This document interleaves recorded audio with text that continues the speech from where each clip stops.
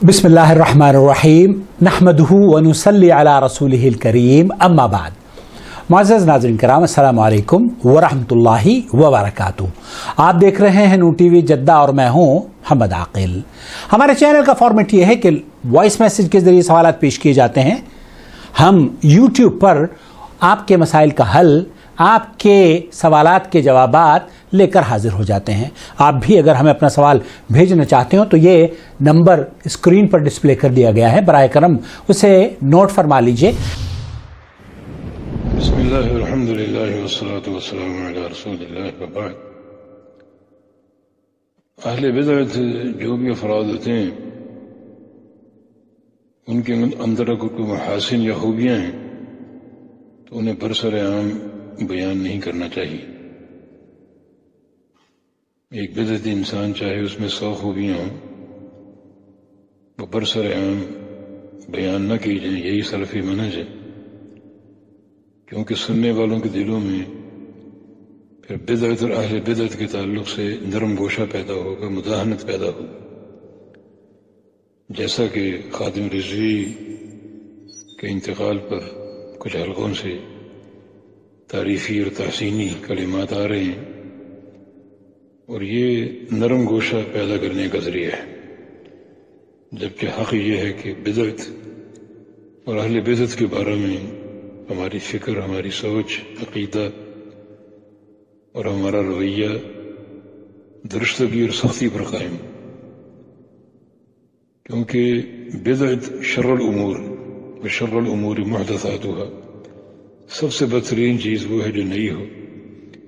तो सबसे बदतरीन चीज़ के साथ किसी किस्म का तहसीनी रवैया या नरम गोशा दुरुस्त नहीं। हाँ, अगर बिदअती इंसान जिंदा हो, आपके सामने हो और कोई अच्छाई करे तो उमूमी मज़ाहिर में नहीं बल्कि उसको सुनाने के लिए आप उसकी तारीफ कर सकते हैं, जबकि नीयत तालीफ क़ल्बी की हो कि उसके हम महासिन जिक्र करें। हो सकता है हमारी तरफ माइल हो और बिदअत को छोड़ दे और राह रास्त इख्तियार कर ले, तो वो उसकी ज़िंदगी के साथ मशरूत है, लेकिन फौत होने के बाद उसके महासिन जिक्र नहीं किए जा सकते, और वो भी बरसरे आम यानी दुनिया को सुनाने के लिए, क्योंकि इससे बिदअत और अहले बिदअत के बारे में नरम गोशा पैदा होता है। और इसके साथ साथ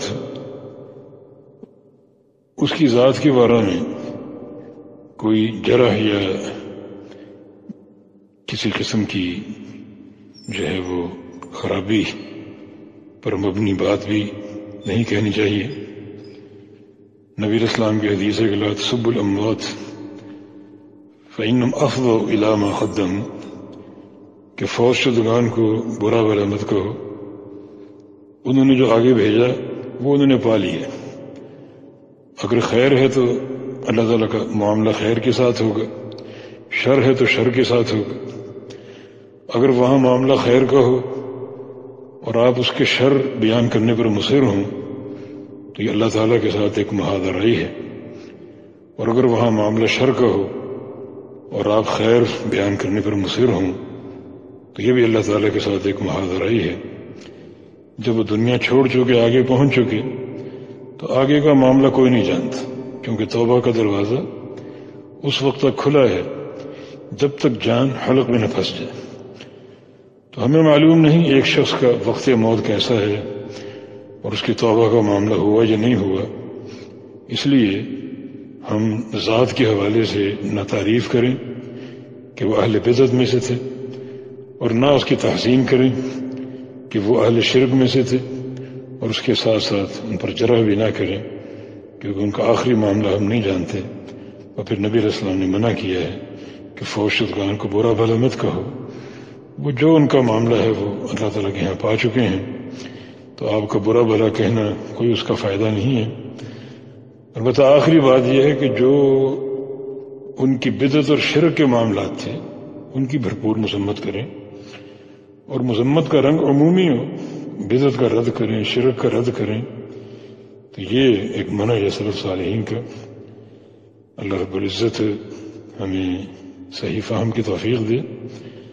بدعت اور شرک کے رد کے وقت اگر اس شخص کا نام لے لیں جس سے وہ بدعت منسوب ہے تو کوئی حرج نہیں ہے، کیونکہ مذمت آپ اس کی ذات کی نہیں کر رہے بلکہ اس کردار کی کر رہے ہیں جو اس کے اندر موجود تھا.